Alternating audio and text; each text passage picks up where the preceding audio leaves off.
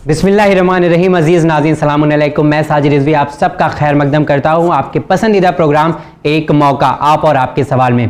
तो जी हाँ नाज़रीन, आप जानते हैं हमारे प्रोग्राम एक मौका में एक नई शख्सियत, एक नई जगह और कुछ नए सवालों के साथ आज हमारे प्रोग्राम में एक मौका में उत्तर प्रदेश की राजधानी नवाबों का शहर लखनऊ से हमारे प्रोग्राम में एक मौका में तशरीफ़ लाए शबाहत हुसैन। तो चलिए उनका इस्तकबाल करते हैं और इस प्रोग्राम का आगाज़ करते हैं। अस्सलाम वालेकुम। शबाहत हुसैन साहब, आपका बहुत बहुत शुक्रिया कि आपने बेहतरीन सवालात हमें भेजे और चैनल विन की टीम ने सिलेक्ट किया और आज आपको एक मौका दिया है जो आप अपने सवालात यहाँ पे पूछेंगे। तो सबसे पहले तो मैं ये जानना चाहूँगा कि आपका सफ़र कैसा रहा? सफ़र मेरा बेहद आसान था क्योंकि जानते हैं आप ट्रेनों में इतनी वेटिंग चल रही है तो इसलिए वजह से मेरा टिकट कंफर्म नहीं हो पाया, तो मुझे तत्काल जो है फ़्लाइट का टिकट कराना पड़ा। मेरा 2 घंटे के अंदर लखनऊ से बॉम्बे पहुँच गया, तो सफ़र मेरा बेहद आसान था। चलिए आपका शुक्रिया अदा करते हैं क्योंकि इनके पास जो है वेटिंग लिस्ट थी इसलिए इन्होंने फ़्लाइट का टिकट लिया, जो कि चैनल में फ़्लाइट का टिकट नहीं दे रहा है, हम ट्रेन का टिकट देते हैं। बहरहाल हमारे नाज़रीन जानना चाहते हैं कि आप करते क्या हैं, आप अपने बारे में बताएं। जी मैं ग्रेजुएशन का लास्ट ईयर है और लखनऊ इंस्टीट्यूट। ग्रेजुएशन किस में? BA bachelor of arts. अच्छा हाँ, इसका लास्ट ईयर है और मैं एक नेशनल प्लेयर भी हूँ सॉफ्ट बॉल का। जी हाँ, सॉफ्ट बॉल का। सॉफ्ट बॉल क्या?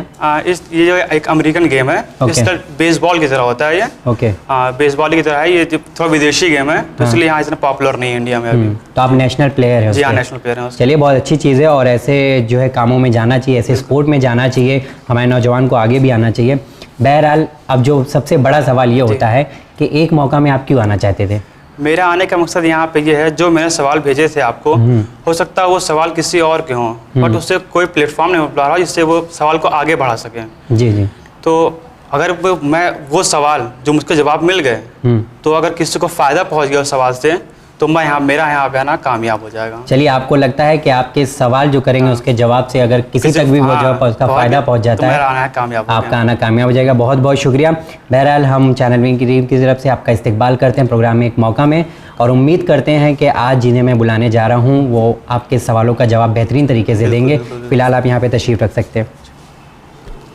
जी हाँ नाज़रीन, हमारे प्रोग्राम एक मौका में लखनऊ से शबाहत हुसैन साहब तशरीफ़ ला चुके हैं और उनके सवालों का जवाब देने के लिए आज मैं ऐसे ही एक आलिम को आवाज़ देना चाहूँगा जिनके बारे में मैं सिर्फ इतना कहना चाहूँगा कि मिसाल हो, बेहतरीन से बेहतरीन मिसाल और बड़े से बड़े सवाल हों उसका बेहतरीन से बेहतरीन जवाब मिलता है और वो देते हैं और उनको हमेशा आप चैनल विन पे देखते रहते हैं। यकीनन उनके लेक्चर, उनकी मजलिस, उनके प्रोग्राम को आप हमेशा सराहते हैं। ये कोई और नहीं बल्कि हमारे प्रोग्राम एक मौका में तशरीफ़ लाए इलाहाबाद से मुंबई प्रोफेसर कमालीद्दीन अकबर साहब। तो चलिए उनका इस्तकबाल करते हैं और इस प्रोग्राम का साथ ही साथ आगाज़ करते हैं। वालेकुम अस्सलाम वरहमतुल्लाह।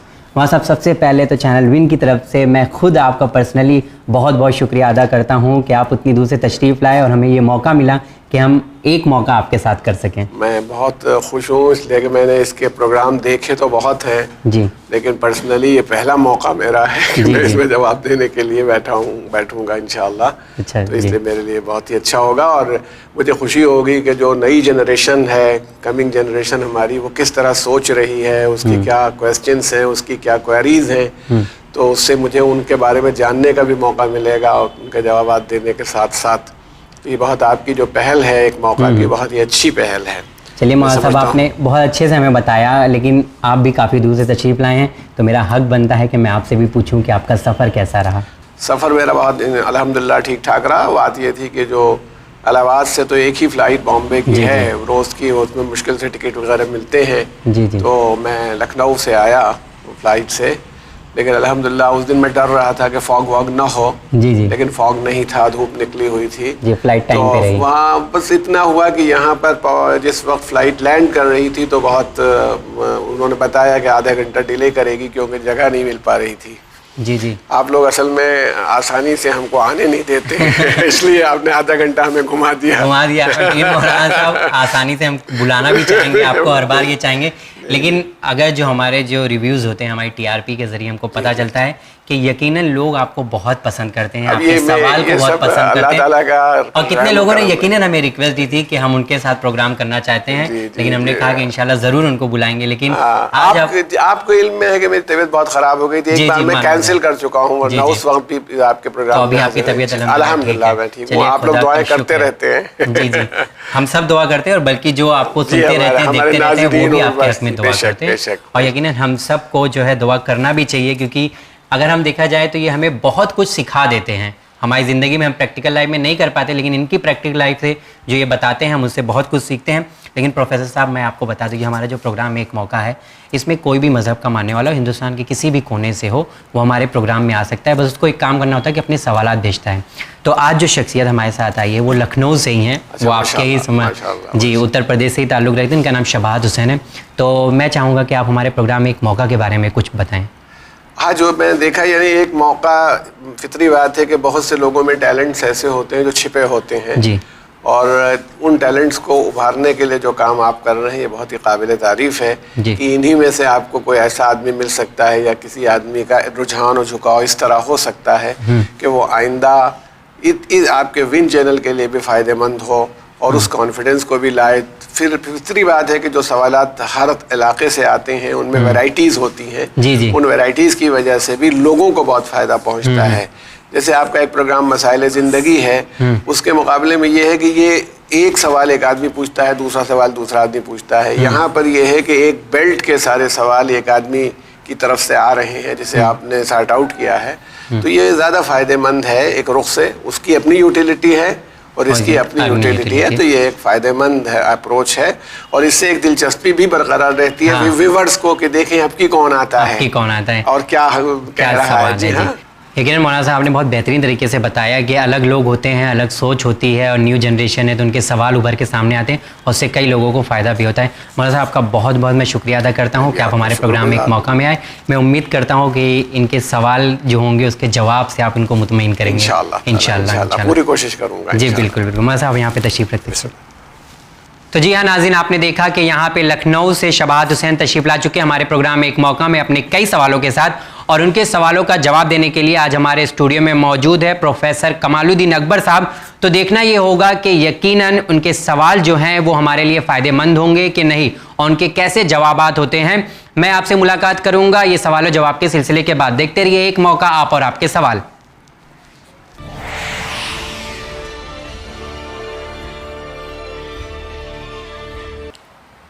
السلام علیکم مولانا صاحب. وعلیکم السلام ورحمۃ اللہ وبرکاتہ. سوال شروع کرنے سے پہلے میں آپ کا شکریہ ادا کرنا چاہوں گا کہ آپ میرے جواب کے لیے یہاں تشریف لائے ہیں. میں بہت آپ کا بھی شکر گزار ہوں, اور مجھے بڑی خوشی ہے کہ آج ایک اسپورٹس مین کے سوالات کے جوابات دینے ہیں. عام طور پر تو لوگ جو سوال کرتے ہیں ان کا اسپورٹس سے تعلق نہیں ہوتا, تو ماشاءاللہ یہ معلوم ہوگا کہ ایتھلیٹس کس طرح سوچتے ہیں اور ان کی کیا پرابلمس ہیں. تو انشاءاللہ بہت مجھے خوشی ہوگی آپ کے سوالات کے جواب دینے میں. جی تو سوال جواب شروع کرا جائے مولانا. بسم اللہ بسم اللہ. پہلا سوال ہمارا یہ ہے کہ جو بغدادی آتنکوادی ٹیرر پھیلا ہوا ہے یہ مسلمانوں سے کیوں الگ ہے؟ کیونکہ کچھ لوگ ہیں جو سوچتے ہیں کہ بغدادی بھی مسلمان ہیں, کیونکہ جب کسی کو مارتے ہیں تو کہتے ہیں اللہ اکبر. تو اس سے کیا تعلق ہے بغدادی اور مسلمان؟ آپ کا بہت اچھا سوال ہے, اور عام طور پر یہ سمجھا یہی جاتا ہے کہ جو آدمی لا الہ الا اللہ محمد رسول اللہ کہہ دے وہ مسلمان ہے. لیکن اسلام ایک ڈسپلن کا نام ہے, اور اسلام کا جو اصل لفظ ہے وہ سلم سے بنا ہوا ہے. اور سلم کے معنی ہوتے ہیں پیس کے, یعنی پیس سے اسلام شروع ہوتا ہے. اور اگر پیس نہ ہو, اس میں شانتی نہ ہو, تو پھر وہ دین نہیں رہ جاتا. اچھا اب سوال یہ ہے کہ وہ کیوں کہتا ہے کہ ہم مسلمان ہیں. اس کے پیچھے راز یہ ہوتا ہے کہ دیکھیے کبھی سونا جو ہے پیتل کہہ کے نہیں بیچا جاتا, پیتل کو دھوکہ دینے والے سونا کہتے ہیں. ویسے اسلام کی ایک ایسی پکڑ ہے, ایسا مضبوط دین ہے جو ایک پرفیکٹ نظام ہے, تو وہ یہ چاہتا ہے کہ اس نام کا استعمال کرے. اس میں اور طاقتیں بھی ہو سکتی ہیں جو لگی ہوئی ہوں, اور بعض لوگ تو یہ سمجھتے ہیں کہ وہ اسرائیل کا ایجنٹ ہے, اور اس اعتبار سے اسرائیل یہ چاہتا ہے کہ مسلمانوں میں تفرقہ اور اس طرح کی بات ڈال دے. لیکن میں آپ سے یہ کہنا چاہتا ہوں کہ آپ کے لیے بہترین صورت جو ہے حضرت محمد مصطفیٰ صلی اللہ علیہ وآلہ وسلم کی ذات ہے. اور آپ کے یہاں کہیں پر بھی یہ آتنکواد, دہشت گردی یا اس طرح کی کوئی چیز نظر نہیں آتی ہے. جنگیں جتنی بھی رسول اللہ صلی اللہ علیہ وآلہ وسلم نے لڑی ہیں وہ تب لڑی گئی ہیں جب اس مرکز اسلامی پر حملہ ہوا, یعنی وہ سب کی سب ڈیفینسو. اور اس کے بعد دیکھیے بدر کی لڑائی جو پہلی لڑائی ہے اسلام کی, وہ مدینے سے 75 کلومیٹر کے فاصلے پر ہے اور مکے سے 325. تو اس کا مطلب ہے مکے والے چڑھ کے لڑنے کے لیے آئے تھے. احد کی لڑائی بھی مدینے کے باہر لڑی گئی لڑائی ہے, مکے والے آئے تھے.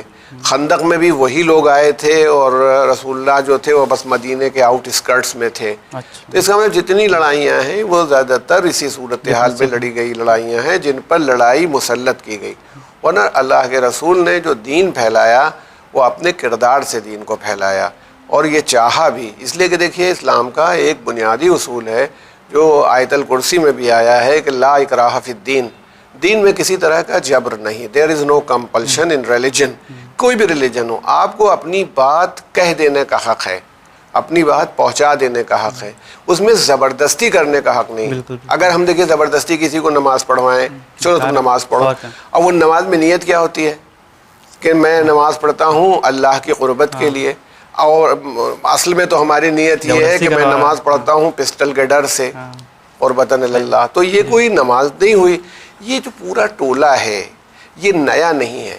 یہ خوارج جو پہلے تھے, خارجی جو تھے, جو حضرت علی کے زمانے میں بھی اٹھے ہیں اور انہوں نے باقاعدہ حضرت علی سے مقابلہ کیا اور لڑائی لڑی ہے, یہ خوارج کی ہی ایک قسم ہے. اور جب خوارج کا خاتمہ ہو گیا تھا اس زمانے میں حضرت علی کے دور میں, تو ہمیں ملتا ہے کہ ان لوگوں نے یہ کہا آپ کے ساتھیوں نے کہ اچھا ہوا کہ یہ فتنہ ختم ہو گیا. تو آپ نے فرمایا امیر المومنین حضرت علی ابن ابی طالب نے کہ یہ ختم نہیں ہوا ہے, ابھی تو یہ اپنے ماؤں کے پیٹ میں ہیں, اپنے باپ کے اسلاب میں ہیں, یہ ہر دور میں پیدا ہوں گے اور اسی طرح سے انسانیت کو نقصان پہنچائیں گے, یہاں تک کہ آخر میں یہ چور اور ڈاکو بن جائیں گے. تو آپ کو دیکھیے کہ ہر دور میں اس طرح کے افراد پیدا ہوتے رہے ہیں جنہوں نے نظام کو, یعنی قرآن تو کہہ رہا ہے زمین پر فساد نہ پھیلاؤ, لا تفسدوا فی الارض, زمین کے اوپر فساد نہ پھیلاؤ. وہ فساد پھیلا رہے ہیں, تو اب اس کو کہہ رہے ہیں اسلام کا نام دے رہے ہیں. اس میں دوسرے لوگ بھی فائدہ حاصل کرتے ہیں جو اسلام کے دشمن ہیں, چاہے وہ کسی آئیڈیالوجی کے ہوں. جب وہ اسلام سے مقابلہ نہیں کر پاتے تو اسلام کا نام بدنام کرنے کے لیے اسلام کا نام لیتے ہیں. ہمارا کہنا ہمارے لیے آئیڈیل اگر کوئی ہو سکتا ہے تو حضرت محمد مصطفیٰ صلی اللہ علیہ وسلم کی ذات ایک, اس کے بعد وہ اہل بیت ہیں جو ہمارے آئیڈیل ہیں. انہوں نے کتنا آتنکواد کیا یا کون سی دہشت گردی کر دی. حضرت علی کی جتنی لڑائیاں سب میں آدمی چھوڑ دیا سب کو, کسی کو گرفتار نہیں کیا, کسی کو غلام نہیں بنایا, سب کو زخمیوں کا علاج کیا, سب کو ریلیف کر دیا. یعنی ان کی لڑائی ڈیفینسو ہوتی ہے, نہ کہ وہ کسی کو پکڑ لیں اور زبردستی مسلمان بنا ڈالیں. حضرت علی کے زمانے میں اگر آپ تاریخ کی اسٹڈی کریں گے تو خود جارج جرداق جس نے آپ کی بایوگرافی لکھی حضرت علی کی, کہ وہ وائس اس میں ہے تو عربی میں بایوگرافی, اس کا اردو ترجمہ بھی ہوا ہے, انگریزی میں بھی ترجمہ ہوا ہے.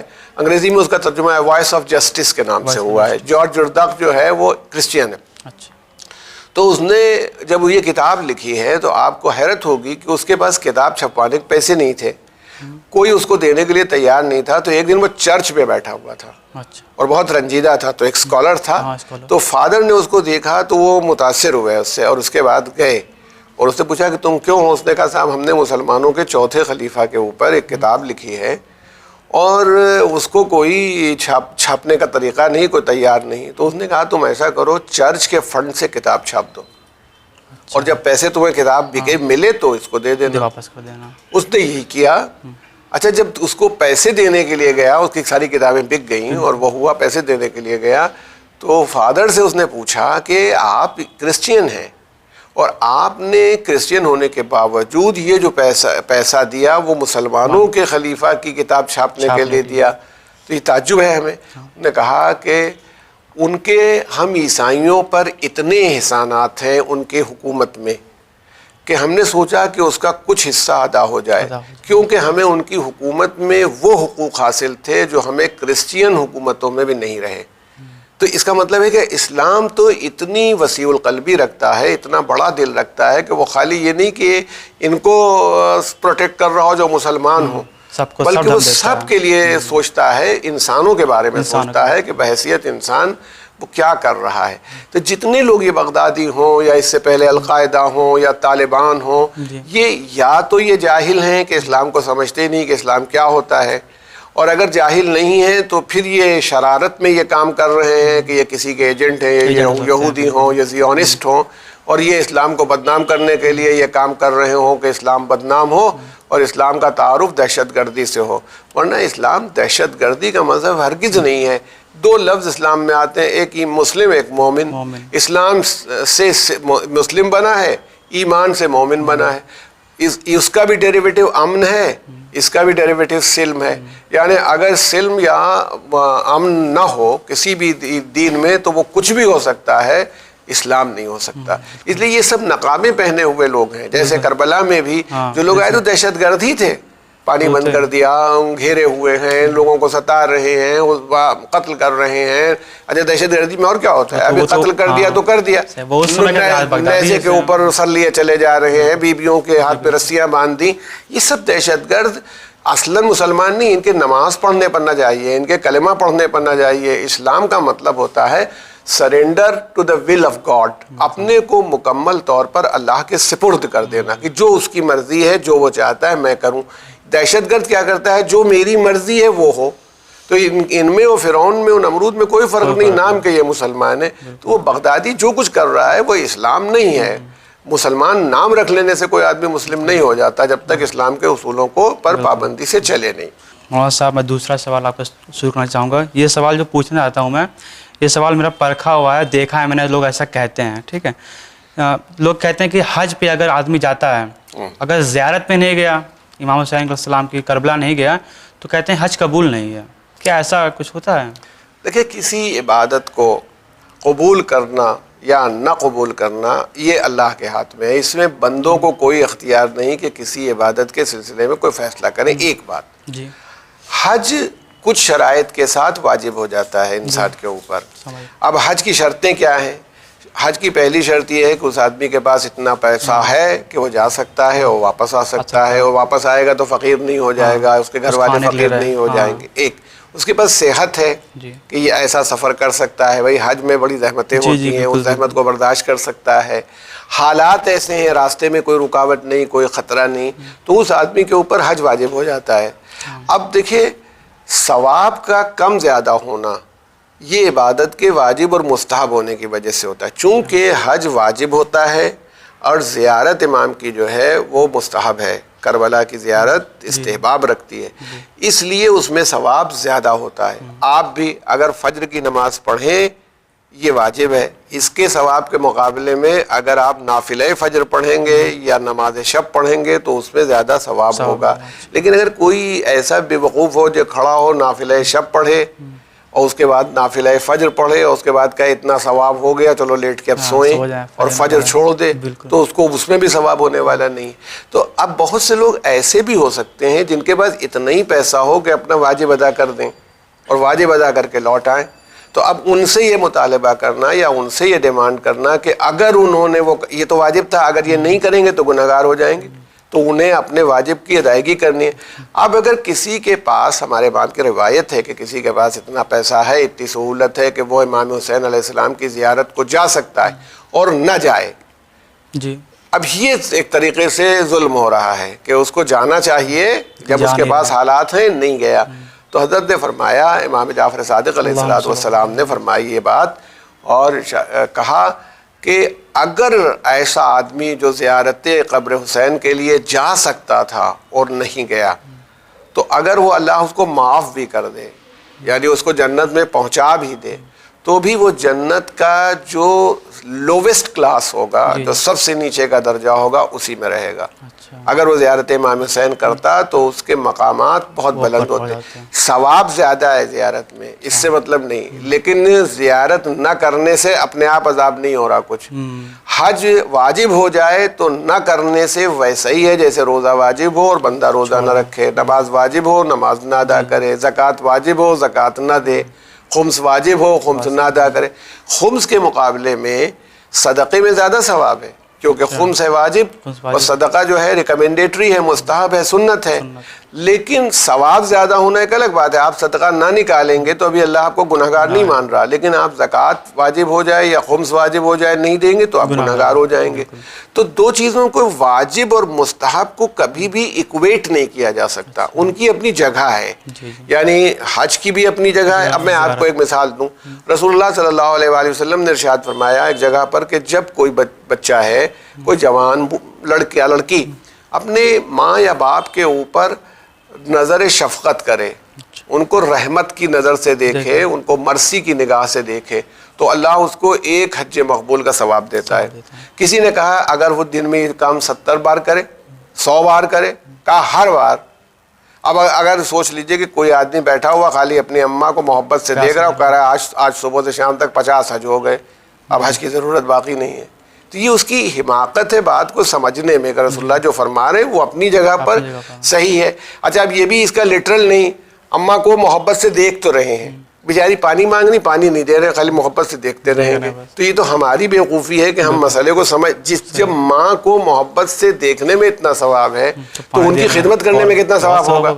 ویسے ہی حج اور زیارت میں یہ لوگ غلطی سے سمجھتے ہیں کہ چونکہ زیارت کا ثواب زیادہ ہے, اور یقیناً ہونا چاہیے کیونکہ امام حسین علیہ السلام نے حج کے انسٹیٹیوشن کو محفوظ کر دیا, بچا لیا.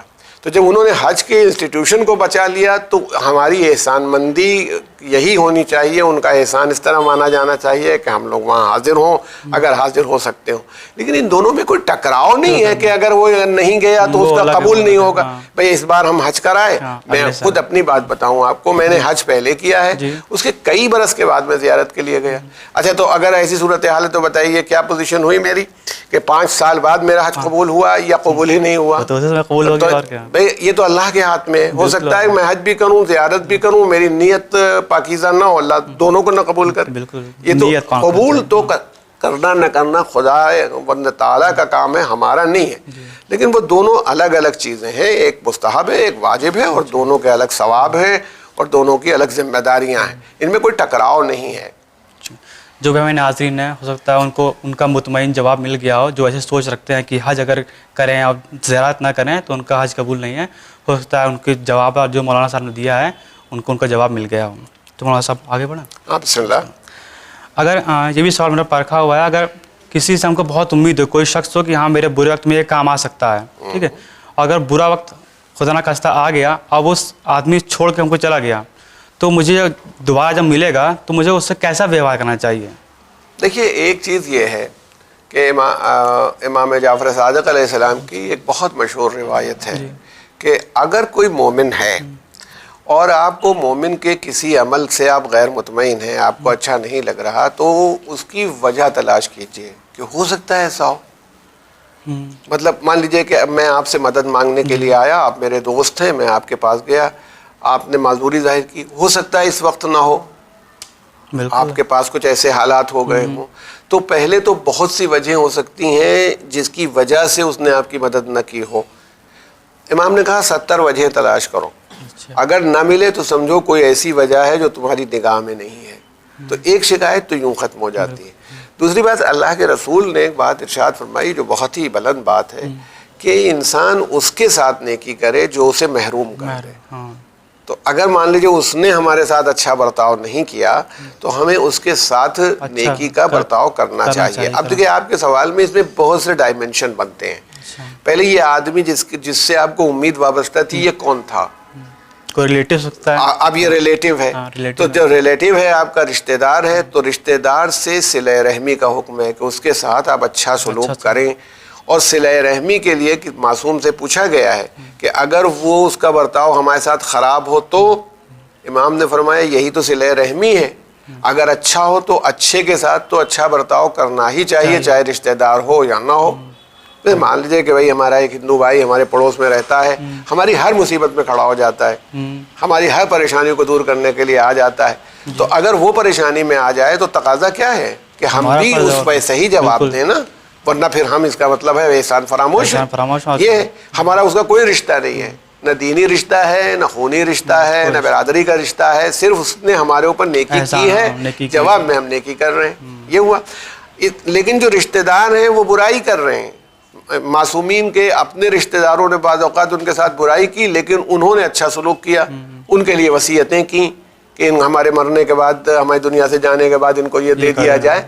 तो जो महरूम करे, अगर वो रिश्तेदार है, अब इस कितना करीबी रिश्ता है इस पर मुनहसर है। माँ बाप है, मतलब किसी बेटे को या बेटी को अपने बाप से शिकायत है कि उन्होंने कायदे से हमारा लिहाज नहीं किया, लेकिन वो बाप है क्योंकि वजूद उसी के जरिए से आए। कभी कभी हमारे सिचुएशन अराइज कर जाती है, बाप ने दूसरी शादी कर ली, अब पहली बीवी के बच्चों का ख्याल नहीं और लिहाज नहीं कर रहे, वो अपनी जगह गलत है, यानी उसका अमल गलत है, लेकिन बेटे या बेटी की जिम्मेदारी अभी ख़त्म नहीं हुई कि जवाब में हम भी वैसे ही करने लगे। हमारी जिम्मेदारी बेटे या बेटी की हैसियत से थी, हमें उनका ख्याल और लिहाज करना चाहिए, ये अपनी जगह एक बिल्कुल इस्टेब्लिश्ड उसूल है। अब देखिए, इमाम ज़ैनुल आबिदीन अलैहिस्सलाम की एक दुआ है जो वालिदैन के लिए उन्होंने की है, जो सहीफ़े कामिला में मौजूद है। उसमें ये इरशाद फरमाया है कि पालने वाले अगर मेरे, हालांकि उनके माँ बाप इमाम हुसैन अलैहिस्सलाम बाप है, वो तो हमारी तालीम के लिए उन्होंने एजुकेट करने के लिए कहा है। इरशाद फरमाया अगर उनसे कोई गलती हो गई हो मेरे बाप में तो मैं माफ़ करता हूँ, उस गलती की वजह से उनको मैदान महशर में रोकना नहीं, उनसे सवाल नहीं करना, और अगर कोई मुझसे उनके बाप में गलती हो गई हो तो तू मुझे माफ़ कर दे। यानी अगर मैं उनकी गलती हो गई तो कह रहे हैं वो, अच्छा अगर तू मुझे माफ़ कर दे तो मुझे उनका शफ़ी बना दे, सिफारिश करने वाला, और उन्हें माफ़ कर दे तो उन्हें मेरा सिफारिश करने वाला बना दे। अच्छा, हम ह्यूमन बीइंग हैं, हम आदमी हैं, यानी कभी कभी हमें खुद भी अपने बच्चों के सिलसिले में एहसास होता है कि हम गुस्से में आ गए थे, हमने ज़्यादती कर दी थी, हमने गलत कर दिया, तो हम तो कहते हैं कि अच्छी बात यह है कि हम खुद माफ़ी भी मांग लें अपने बच्चों से, हालांकि वो हमेशा ही कहेंगे कि आपने हमारी अच्छाई के लिए किया। तो इसका मतलब ये है कि सिले रहमी का उसूल है, अगर कोई अजनबी है उसके साथ भी अच्छा सलूक होना चाहिए, कोई मोमिन है उसके साथ भी अच्छा सलूक होना चाहिए, कोई रिश्तेदार है, जितना गहरा रिश्तेदार है वो आपकी जिम्मेदारी उतनी ही बढ़ती चली जाती है। सिर्फ ये नहीं उसने क्या किया, अगर वो बुरा है हम भी बुरे बन गए तो फिर तो बात ही खत्म हो गई। हम उससे अच्छाई करें, हो सकता है हमारी अच्छाई उसको अच्छा बना दे। बिल्कुल। तो इसलिए उसका व्यवहार क्या था, चलिए उसने नहीं किया, हम अच्छा किए दे चले। भाई इमाम हुसैन अलैहिस्सलाम ने हुर को पानी पिलाया, तो क्या हुर से पहले इमाम को पानी पिला चुका था? वो तो गिरफ्तारी के लिए आया था, इमाम हुसैन को गिरफ्तार करने के लिए आया था, लेकिन आपने हुर के पूरे लश्कर को सैराब कर दिया। इसलिए ये कह रहा हूँ कि ये जिम्मेदारी होती है कि बुरों के साथ भी कोशिश करें कि अच्छा सलूक करें, और इससे आप अपने दीन का, अपने वक़ार का, अपने कैरेक्टर का मुजाहरा करेंगे। जो चौथा सवाल मेरा है, इस सवाल पूछने से पहले मैं एक हदीस कंफर्म करना चाहूँगा, ठीक है? क्योंकि एक पाकिस्तानी सुन्नी मौलाना है, उनकी मैं लेक्चर सुन रहा था, तो उन्होंने कहा था कि रसूल ने कहा है कि मेरा उम्मती सब काम कर सकता पर झूठ नहीं बोल सकता। तो क्या सही है हदीस? अगर सही है तो मैं दूसरा सवाल। देखिए, ऐसा भी हो सकता है कि अभी इतनी बहुत मुश्किल बात है कि अगर पहले से मालूम होता तो सर्च की जाती, और ये बात पैगम्बर ने जो कही है तो सही कही है कि झूठ नहीं बोल सकता। बात असल में ये है कि मौके और मवारिद की बात होती है, बहुत सी जगहों पर मौके की बात होती है, और वो मौके की बात ये होती है कि कोई बड़ा मकसद अचीव करना होता है, किसी बड़ी मंजिल तक जाना होता है, तो आदमी को करना पड़ता है। जैसे मिसाल के तौर पर झूठ बोलना उस जगह पर शरीयत ने अलाउ कर दिया है जहाँ दो आदमियों में शर फैल रहा हो, और उसको आपके सच बोल देने से शर फैल जाएगा। है ये मान लीजिए एक मोमिन को एक आदमी तलाश कर रहा है, और हमें मालूम है कि हाथ में चाकू लिए हुए कत्ल कर देगा, हमसे पूछ रहा है किधर गया है, तो हम उसको बता दें कि इधर गया है इसी घर में, कि जाके चाकू मार दे उसको। झूठ बोला गलत है। तो मतलब ये ना कि ये बात झूठ नहीं है, बेईमाना कि उसकी जान चूंकि बचाना है, इसलिए असल में झूठ वो बुरा होता है जो इंसान ज़ाती फ़ायदे के लिए बोलना चाहता है, न दीन का कोई फ़ायदा है, न किसी समाज का कोई फ़ायदा है, वो उस झूठ को बोलना चाह रहा है। अब जैसे मिसाल लीजिए कि हमें मालूम है कि अगर हम झूठ बोलेंगे तो हमें आपसे ये बेनिफिट हो जाएगा, ये फ़ायदा हो जाएगा, आप हमें दे देंगे। मसलन गवर्नमेंट कोई कर्जा बांट रही है, हम उसमें झूठा स्टेटमेंट दे रहे हैं, हम गरीब हैं, हम बहुत फर्जी कागजात लगा के हमने लोन ले लिया। अमीरुल मोमिनीन ने इरशाद फरमाया कि ईमान का तकाजा ये है कि इंसान वहाँ भी सच बोले जहाँ झूठ बोलने से फ़ायदा हो, यानी झूठ बोल देंगे तो फ़ायदा हो जाएगा, मगर तकाजा ईमान ये है कि हम वहाँ पर भी सच ही बोलेंगे, झूठ नहीं बोलेंगे। तो अब देखिए, ज़ाती फ़ायदा है तो मना किया जा रहा है, लेकिन बहुत सी जगहें ऐसी हैं कि जिसमें ایک بہت مشہور واقعہ ہے جو ہمارے تمام اہل سنت میں بھی موجود ہے اور شیعہ حضرات نے بھی لکھا ہے کہ جب جنگ خندق ہوئی تو خندق کے ادھر وہ لوگ ٹکے ہوئے تھے اور ادھر یہودیوں کا ایک قبیلہ تھا بنو قریظہ، اس سے رسول اللہ سے بھی پیکٹ تھا کہ اگر مدینے کے اوپر حملہ ہوگا تو وہ مدد کریں گے، مگر ان لوگوں نے ان لوگوں سے جو خندق میں آئے تھے سارے مشرکین اور سارے قبائل، ان سے ایک کانٹریکٹ کر لیا تھا کہ ہم اندر سے رسول اللہ پر حملہ کر دیں گے اور تم باہر سے، اور ختم کر دیں گے ان کو، یعنی انہوں نے ٹریٹی توڑ دی تھی۔ اچھا یہ بات ختم ہو گئی، جب یہ بات ختم ہو گئی تو حضرت علی کا عمر سے مقابلہ ہوا اور یہ ہوا، ان لوگوں نے مدد نہیں کی، بنو قریظہ اپنے قلعے کے اندر رہے، یہ سب ہو گیا۔ تو ایک شخص ہے، مجھے اس کا نام نہیں یاد آ رہا، اس نے، وہ ظاہر بظاہر مسلمان نہیں تھا، یعنی اس نے ابھی اعلان اسلام نہیں کیا تھا، مگر رسول اللہ کا چاہنے والا تھا، اس معنی مسلم تھا، اس کے تعلقات دونوں سے تھے، بنو قریظہ سے بھی تھے اور ان سے بھی تھے۔ اس نے آگے کہا رسول اللہ سے کہ یا رسول اللہ میں آپ کی یہ مدد کر سکتا ہوں کہ میں ان دونوں کو ٹکرا دوں اور یہ لوگ آپس میں لڑ جائیں اور آپ چلے جائیں۔ تو رسول اللہ نے کہا، رسول اللہ چاہتے تھے کہ اگر جنگ ہوگی تو ادھر سے بھی لوگ قتل ہوں گے، ادھر سے بھی قتل ہوں گے، تو یہ فتنہ یوں ہی ختم ہو جائے۔ پہلے تو خندق کھودی تھی کہ ادھر آئیں نہ، اب یہ ہے کہ یہ چلے جائیں۔ اس نے کہا اچھا ٹھیک ہے، دیکھیے میں کہہ دیتا ہوں۔ بنو قریظہ سے کہا، انہوں نے بنو قریظہ سے جا کے انہوں نے کہا صاحب تمہیں معلوم ہے کہ رسول اللہ نے کیا کیا ہے، بات کی ہے، ان میں آپس میں وہ قریش تو ہیں ہی ہیں، یہ طے ہو گیا ہے کہ جب وہ بھی مل جائیں گے اور تم لوگوں کو قتل کر دیں گے اور ختم ہو جاؤ گے، تم لوگ بچو گے نہیں۔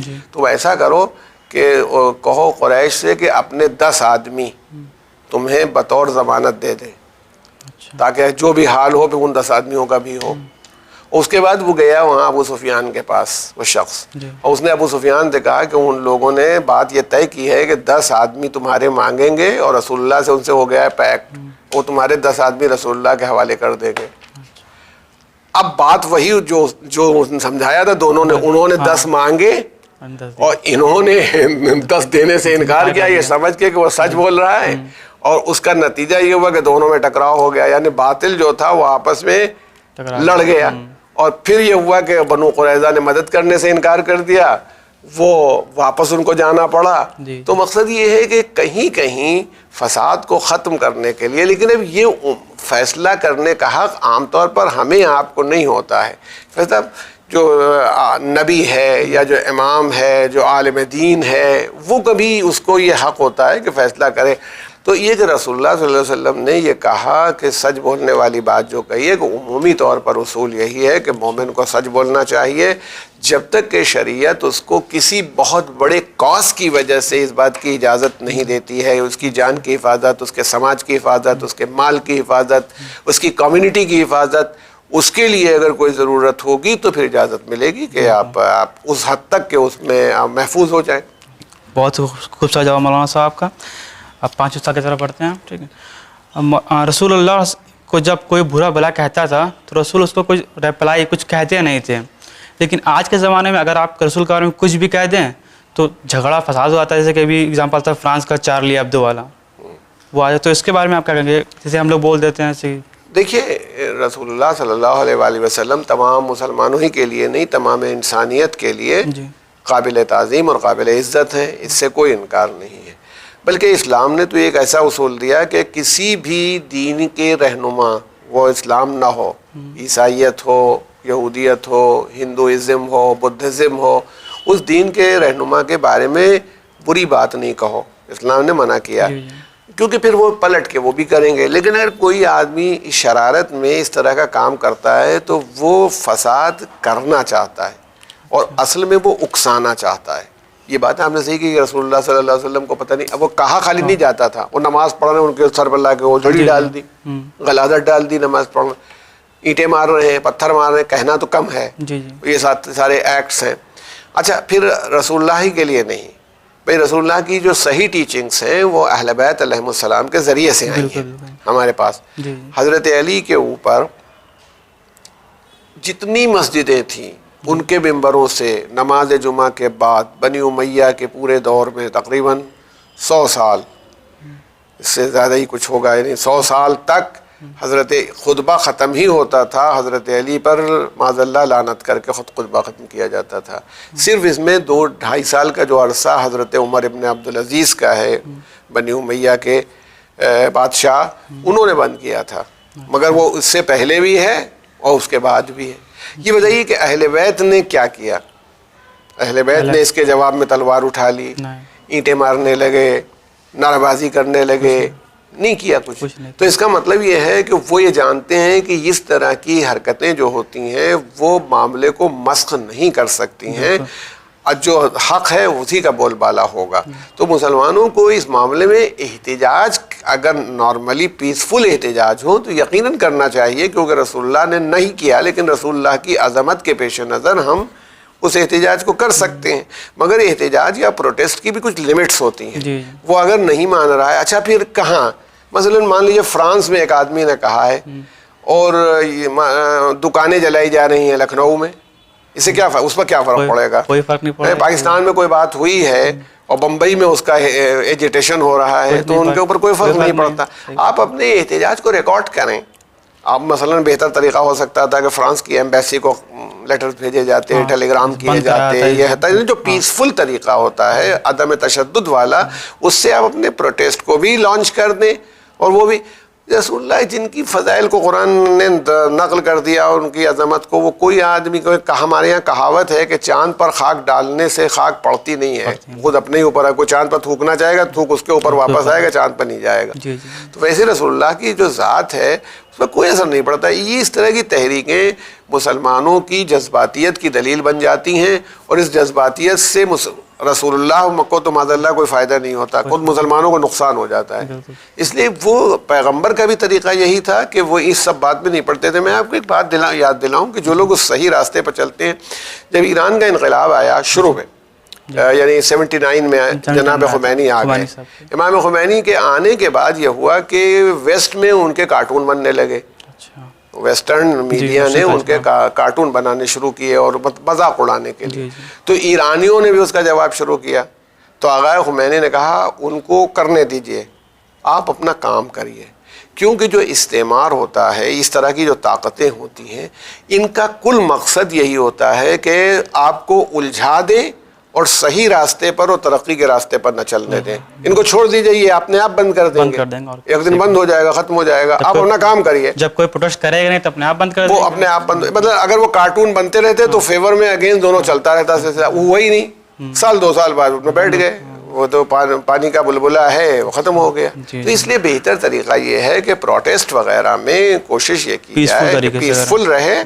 اپنے احتجاج کو بھی آپ ریکارڈ کر دیجئے, اور کوئی پریشانی نہ سماج کو پریشانی میں ڈالیں نہ اپنے کو پریشانی میں ڈالیں. بہت بہت خوبصورت جواب مولانا صاحب کا دوبارہ سے. اب جو سوال میں کرنے جا رہا ہوں آپ سے, یہ ہے اسلام کی نظر میں اصلی مسلمان کون ہے؟ کیونکہ ہر لوگ کہتے ہیں کہ ہم مسلمان ہیں, ہم مسلمان ہیں. تو کچھ لوگ جھوٹ بھی بولتے ہیں, کچھ لوگ اور غلط کام کرتے ہیں, کیونکہ سب مسلمان کا سب ہوتا ہے بالکل صاف آدمی کہہ سکتے ہیں نا. نہیں دیکھیں, اس میں آپ کو بتاؤں کہ رسول اللہ نے خود بتایا ہے.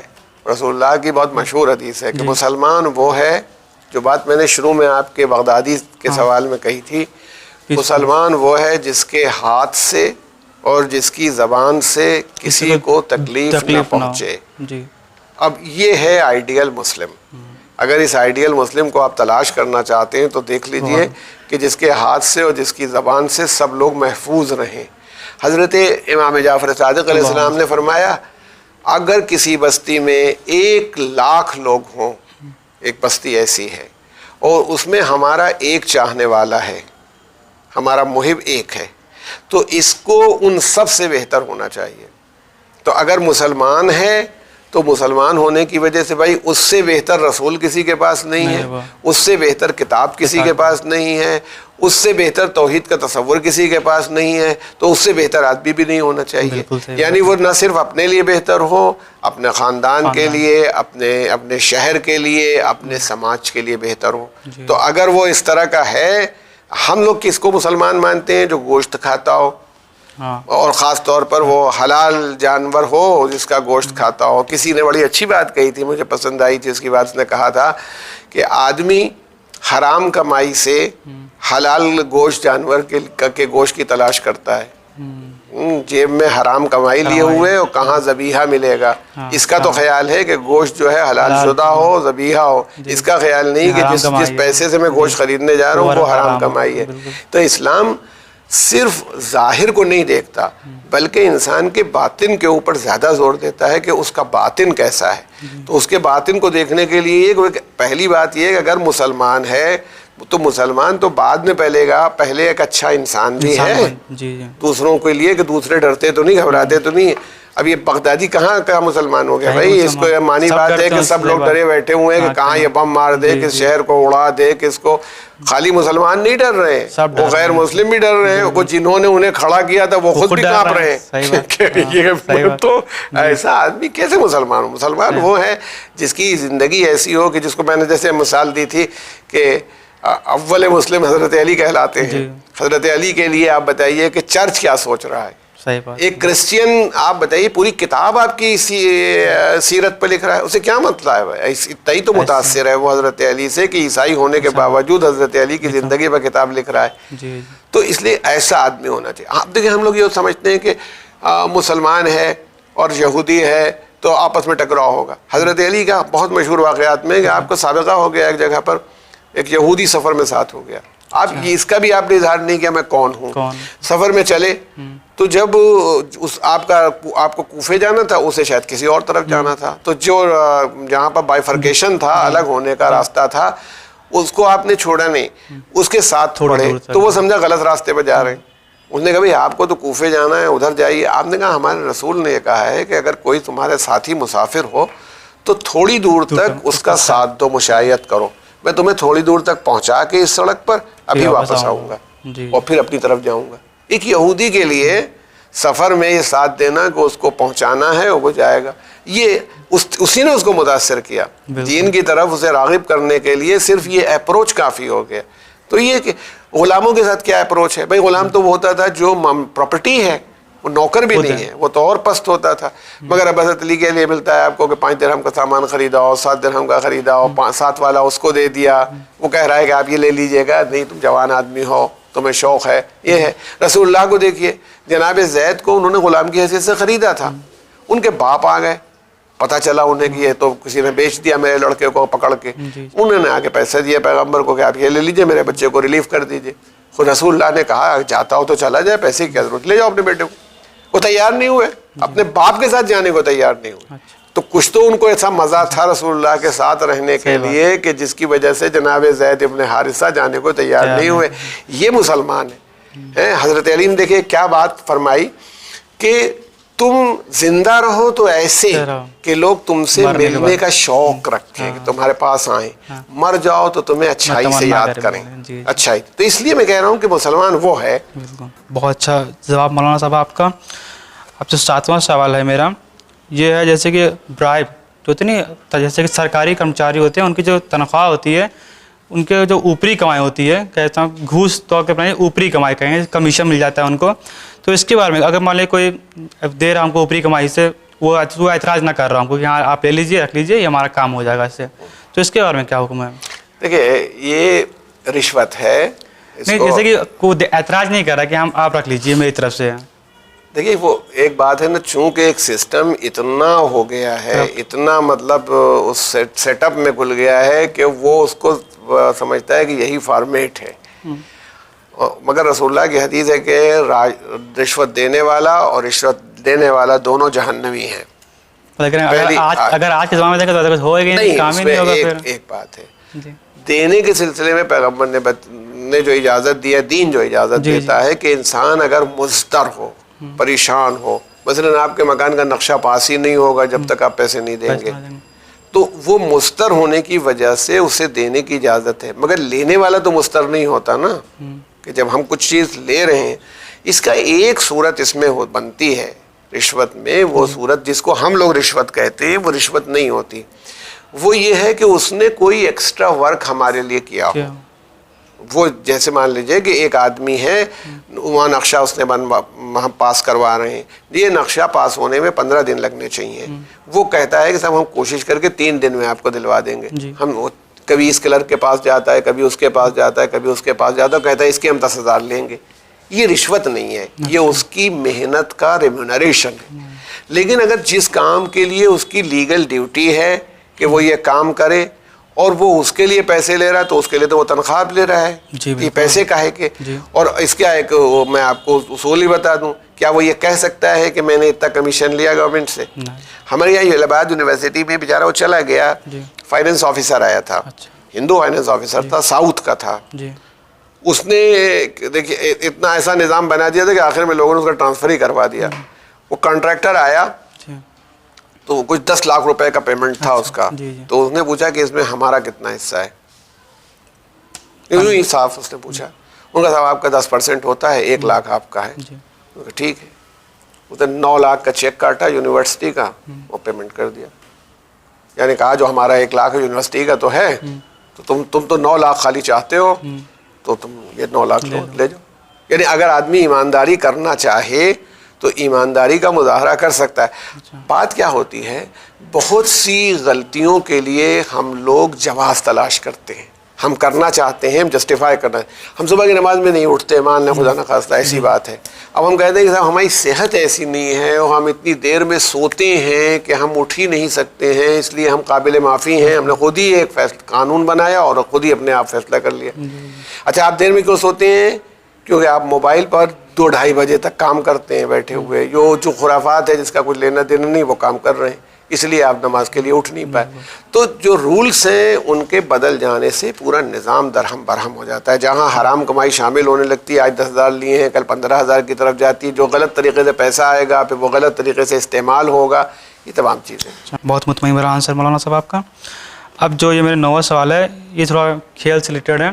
جہاں میں کھیلتا ہوں تو وہاں پہ کچھ دوست ہیں میرے جو ایبیوزڈ ورڈ گالیاں دیتے ہیں, جانتے ہیں یو پی میں دے دی جاتی ہے گالیاں ایسے, تو ہر وقت زمانے پہ ان گالی رہتی ہے. اگر کیا میرے دوست ہیں, کیا میرا ان سے دوسرے سے کرنا صحیح رہے گا؟ دیکھیے ایک صورت تو یہ ہے کہ جو کام آپ کر رہے ہیں, مثلا آفس میں آپ کام کرتے ہیں, وہاں لوگ گالی بکتے ہیں, آپ کو یہ بھی معلوم ہے کہ آپ کے سمجھانے سے سمجھیں گے نہیں, ایک صورت یہ ہے, تو وہ تو مجبوری ہے. ایسے ہی آپ کے جو ساتھی پلیئر ہیں آپ ان کا سلیکشن نہیں کر سکتے, آپ کو ان کے ساتھ کھیلنا ہے. لیکن اگر آپ کے پاس ڈسکریشن ہے, آپ کے پاس یہ اختیار ہے کہ آپ اس کے ساتھ دوستی کریں یا دوستی نہ کریں, تو پھر بات یہ ہے کہ صحبت اچھی ہونی چاہیے.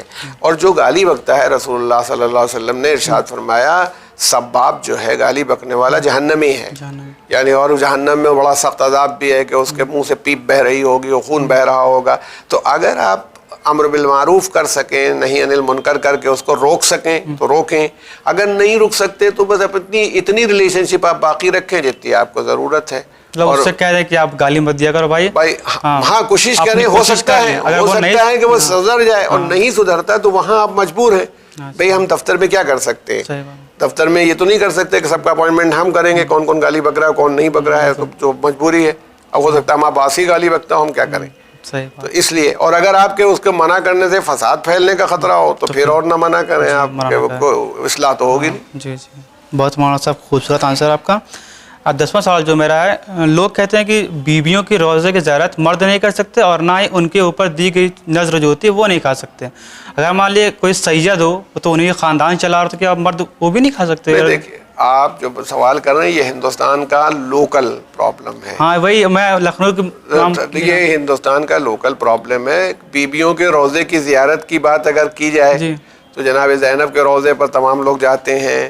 جناب فاطمہ کی قبر کی زیارت عورتیں تو کر نہیں سکتی کیونکہ جنت البقیع میں داخل ہی نہیں ہو سکتی. جو بھی زیارت کرتا ہے قبر معصومہ عالم کی وہ مرد ہی ہوتے ہیں جو اندر تک جا پاتے ہیں. تو پھر انڈیا میں ایسا سسٹم کہاں سے آ گیا؟ ہندوستان میں وہ ان کے پردے کا جو ایک آفاقی تصور بنایا گیا کہ صاحب وہ پردہ دار ہیں تو ان کے لیے نہیں ہو, ان کی نظر بھی کوئی نہ چکھے. اس میں ایک گراؤنڈ بن سکتا ہے اگر نظر دینے والے کی یہ نیت ہے کہ اس کو مرد نہیں کھا سکتے, تو پھر فطری بات ہے کہ اگر یہ میرا پانی ہے اور میں نے مطلب نیت کر لی ہے, تھوڑی دیر کو مانیے میری نیت یہ ہے کہ جس کی مونچھیں ہوں گی اس کو پانی نہیں پینا ہے, تو اگر آپ کے پاس مونچھیں ہیں تو آپ نہ پیجئے, یہ میرا معاملہ ہے. اس کو عورتیں نہیں پی سکتی, مال میرا ہے, میں جو چاہوں گا اس کے حساب سے ہوگا. تو جیسے ہمارے یہاں لکھنؤ وغیرہ میں سہنک, لکھنؤ میں جو درگاہ ہے عباس کی, وہاں بڑے بڑے اکشر میں لگا کہ اندر مرد کا جانا منع ہے. اچھا تو مطلب سہنک ہے. اب انہوں نے اگر اسی طرح سے اسی نیت سے بنائی ہے تو اس کی وجہ سے ممانعت ہے, لیکن شرعاً اس میں کوئی ایسی خرابی نہیں ہے. میں کہتا ہوں چل نظر جناب فاطمہ کی ہوتی ہے, اس پر مرد بنانے والا ہوگا یا عورت بنانے والی, اس کے بعد کھڑے ہو کے فاتحہ پڑھا گیا, یہ جناب فاطمہ کی نظر ہے, بس اتنا ہی تو ہوا. سوال یہ جناب فاطمہ جو روٹی پکاتی تھیں اپنے ہاتھ سے اور فقیر کو دیتی تھیں, اس میں تو ان کا ہاتھ لگا ہوتا تھا. کیا یہ نظر جو ہم نے کی ہے یہ اس سے بھی بڑی نظر ہو گئی, جو یہاں پر آٹا انہوں نے سان کر کے اور اس کو آٹا گوندھ کر کے اور اس کے اندر روٹی پکا کے تیار کی ہے؟ تو یہ صرف تصورات ہیں, اس میں کوئی حقیقت نہیں ہے. لیکن اگر کسی آدمی نے یہ طے کر لیا ہے کہ بھائی ہم یہ چاہتے ہیں کہ اس کو, مان لیں ون چینل والے چاہتے ہیں کہ اس کرسی پر آفس کے علاوہ کوئی نہ بیٹھے, آفس والوں کے علاوہ, تو پھر ہم لوگوں کا بیٹھنا جائز نہیں رہ جائے گا کیونکہ وہ صاحب مال ہے. تو ویسے ہی صاحب مال کی حیثیت سے تو منع کر سکتے ہیں, لیکن یہ کہ اس میں معصوم کی عزت و عظمت یا معصومہ کی عزت و عظمت پر کوئی فرق نہیں آتا کہ ان کی نظر مردوں نے کھا لی. وہ تو آپ نے جو ایک سوال کی ایکویشن بلا وجہ بنائی ہے کہ سید و غیر سید, اس میں سید و غیر سید کی بھی کوئی فرق. ایسے لوگ کہتے ہیں نا, زیادہ لکھنؤ میں رہتا ہوں, کہتے ہیں ہاں زیارت نہیں کر سکتے, یا پھر ہم تو بھائی میرا تک اگر سید ہوں تو پھر تو کر سکتے ہیں. اس میں غیر سید کے لیے بھی ایسا کچھ نہیں ہے کہ زیارت کرنے میں جتنا ماحول میں نے دیکھا اسی میں بات کر رہا ہوں. اچھا میں یہ کہہ رہا ہوں جناب فاطمہ کو دفن کرنے کے لیے جب حضرت علی جنازہ لے کے گئے جنت البقیع یا جہاں بھی آپ نے دفن کیا ہو, تو کیا سب سوائے محرم کے کوئی نامحرم نہیں تھا؟ امیر المومنین کے خاص اصحاب و سلمان ہوں, ابو ذر ہوں, مقداد, یہ تو جناب فاطمہ کے اصل جنازے میں شریک تھے, ان کی قبر بنانے کے وقت یہ موجود تھے. تو جب اصل قبر بنانے میں جو نامحرم ہیں وہ موجود ہو سکتے ہیں, تو جس کو آپ نے ان کی قبر کی شبیہ بنا دیا ہے اس کو کیوں نہیں دیکھ سکتے؟ تو اصلاً اس میں کچھ نہیں. لیکن اگر مال صاحب مال کوئی نیت کر لے کہ صاحب میں یہ چاہتا ہوں کہ ایسا ہو, تو مجبوری, اس کے اندر تو نظر کا کوئی مسئلہ نہیں. اچھا, بہت ہی مطمئن بھرا آنسر مولانا صاحب آپ کا. میرا 11واں سوال یہ ہے, ایک سوال اس کے دو پہلو ہیں, ٹھیک.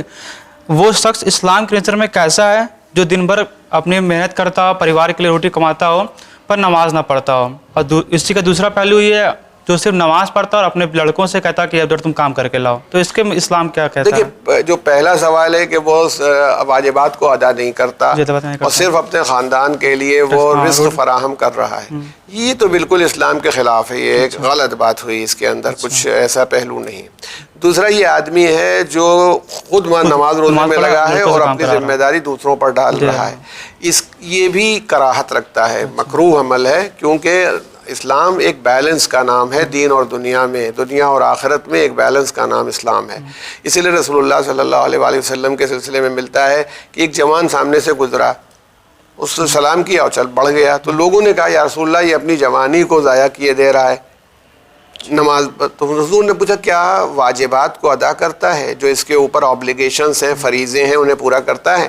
لوگوں نے کہا ہاں یا رسول اللہ وہ پورا کرتا ہے, مگر اور نوافل کو چھوڑ دیتا ہے, اور اب یہی اپنے بچوں کے لیے, اہل و عیال کے لیے روزی کمانے میں نکل جاتا ہے. رسول اللہ نے فرمایا کہ اس کا ہر قدم عبادت ہے, اس کا ہر قدم عبادت ہے. اسی طرح امیر المومنین کے سامنے یہ بات یا رسول اللہ کے سامنے آئی کہ دو بھائیوں میں سے ایک بھائی تجارت بھی کرتا ہے اور واجبات کو بھی ادا کرتا ہے, اور دوسرا بھائی خالی عبادت کرتا تھا. تو رسول اللہ نے فرمایا وہ بہتر ہے جو کما بھی رہا ہے اور عبادت بھی کر رہا ہے, ضروری جو محض عبادت کر رہا ہے اس سے. تو اس لیے اسلام یہ نہیں چاہتا کہ لوگ خانقاہوں میں بیٹھ جائیں, لوگ مزاروں کے اوپر بیٹھ جائیں, لوگ امام باڑوں میں بخالی نماز پڑھ رہے ہیں اور تسبیح پڑھ رہے ہیں, بلکہ یہ کہ عبادات کے ساتھ اپنی دنیا بنانے کی بھی طاقت رکھیں, اور دنیا بنا کے نہ صرف اپنے لیے بلکہ دوسروں کے بھی کام آئیں. بہت خوبصورت ہے مولانا صاحب کا.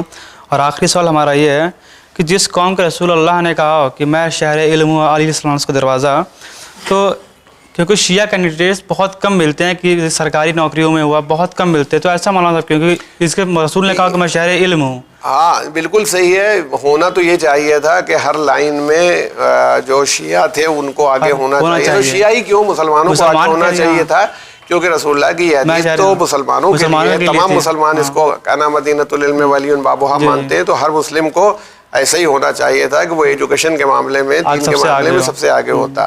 لیکن افسوس کی بات ہے نہیں ہے. وجہ یہ ہے کہ ہم لوگ جو ہیں آسانی پسند ہیں، کہ ہم کو ہر چیز میں آسانی چاہیے. ہر آدمی خالی معجزے کی تلاش میں رہتا ہے. آپ اگر آئیے، آپ اپنے لکھنؤ میں دیکھ لیجئے، ہمارے الہ آباد میں امتحان کے بعد لوگ جا کر کے درگاہ میں اپنے رول نمبر لکھاتے ہیں. یعنی وہ رول نمبرز لکھے ہیں کہ اب جناب عباس کا کام یہ ہے کہ ان کو ڈسٹنکشن دلوائیں. یہ طریقہ جو ہے یہ معصومین کا طریقہ نہیں. انہوں نے خود بھی محنت کی ہے اور اپنے چاہنے والوں سے بھی چاہے محنت کریں. انہوں نے خود بھی علم دیا، بانٹا، اور چاہا کہ وہ علم حاصل کریں. حضرت علی جناب میثم تمار کو یہ سکھا سکتے تھے کہ سونا کیسے بنتا ہے اپنے چاہنے، مگر ان کی دکان پر بیٹھے، انہیں تعلیم دی، انہیں علم دیا، مگر سونا بنانے کی ترکیب نہیں سکھائی کہ سونا کیسے بنتا ہے. اسی لیے ہم سے بھی چاہ رہے ہیں کہ ہم لوگ علم حاصل کریں. یہ ہماری کوتاہی ہے، یہ ہماری کمزوری ہے کہ ہم لوگ جو ہیں جن کو سب سے زیادہ علم میں ہونا چاہیے وہ علم میں نہ ہو کر کے پیچھے ہیں. اگر واقعی اسپرٹ میں سمجھنا چاہتے ہیں محمد و آل محمد کو، تو تمام مسلمانوں کو میدان علم میں آگے بڑھنا چاہیے. اور دنیا میں ہماری پریشانی کی وجہ بھی علم میں ہماری کمزوری ہے، جو ہم دوسروں کے سامنے، بھائی مان لیں جتنے بھی مسلم ممالک ہیں، ایک ایران کو ایکسیپشن میں چھوڑ دیجئے، سب کے سب ہتھیار خرید رہے ہیں، بنا بھی نہیں سکتے، ہتھیار چلا بھی نہیں سکتے. جتنے اکوپمنٹ آتے ہیں، جتنی چیزیں آتی ہیں، جتنے میٹیریل آتے ہیں، جو سب علم کا ہی نتیجہ ہوتے ہیں، وہ ہم دوسروں سے لیتے ہیں. اگر ہم علم میں سفیشینٹ ہو جائیں، دوسروں کے سامنے ہمیں جھکنے کی ضرورت نہ رہ جائے. اسی لیے یہ چاہا جا رہا ہے کہ علم حاصل کریں. جس قوم کے پاس علم ہوگا وہ مضبوط قوم ہوگی. ٹھیک ہے. تو ناظرین کو میرے سوالات کے جوابات مل گئے ہوں، وہ بھی مطمئن ہوں. میں تو بالکل مطمئن ہوں مولانا صاحب کے جواب سے. میں بھی آپ کا بہت شکر گزار ہوں کہ آپ نے اس میں بہت اچھے سوالات کیے، اور جتنا مجھ سے ممکن تھا میں نے جواب دے دیا. اگر ناظرین کو کوئی اس میں کنفیوژن ہوگا تو وہ انشاءاللہ پوچھ لیں گے، اور اس میں اس کا کلیریفیکیشن بھی دیا جا سکتا ہے. بالکل بالکل.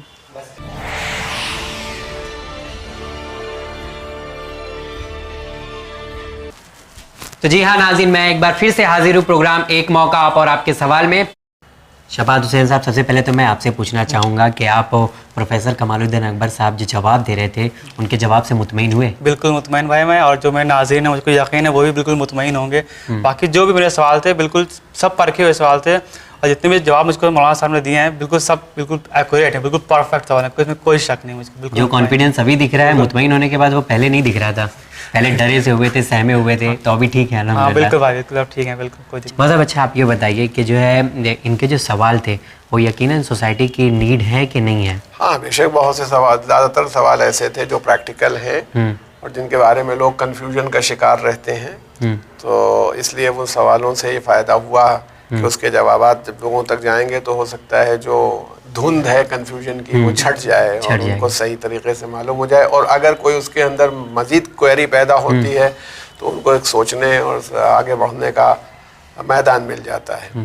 اور آپ نے جیسا میں نے کہا تھا اپنے ناظرین کے کہ آپ کے جو جواب ہوتے ہیں وہ یقیناً ہم سب کو جو ہے مطمئن کر دیتے ہیں، اور یقیناً ان سے میں نے پوچھا تو انہوں نے کہا بھی، یہ مطمئن بھی ہوئے ہیں. تو جو چینل وین کا ایک رول ہے، ایک اصول ہے کہ جو بھی یہاں پہ آتا ہے ہمارے پروگرام ایک موقع میں ہم اسے یہ ٹرافی دیتے ہیں. تو میں چاہوں گا اپنے ہاتھوں سے آپ ان کو دیں. بہت بہت شکریہ. ماشاءاللہ پروردگار عالم ان کو مزید ترقی عطا کرے، ان کی اپنی فیلڈ میں بھی اور دین کی فیلڈ میں بھی ان کو کامیابی عطا فرمائے.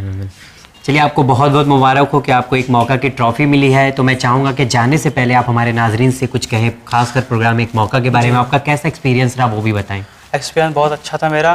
یہ ایک ایسا پلیٹ فارم ہے جہاں پہ سب دھرم کے لوگ آ سکتے ہیں، جو بھی وچار رکھتے ہیں اسلام کے بارے میں، جیسا بھی سوال اسلام کے لیے آتا ہو وہ اپنے سوال آپ ان کو بھیجیں ون چینل کو، یہ سلیکٹ کریں گے آپ کو. آپ جو بھی آپ سوال اسلام کے ریلیٹڈ ہو کہ یہاں غلط ہوتا ہے کیا ہوتا ہے، آپ یہاں پہ آئیے، آپ مولانا صاحب ملیں گے آپ کو. جو بھی سوال ہیں آپ کے بالکل مطمئن بھرا آپ کو آنسر ملے گا. تو آپ کے جتنے بھی شک ہوں گے اسلام کے بارے میں سب دور ہو جائیں گے انشاءاللہ.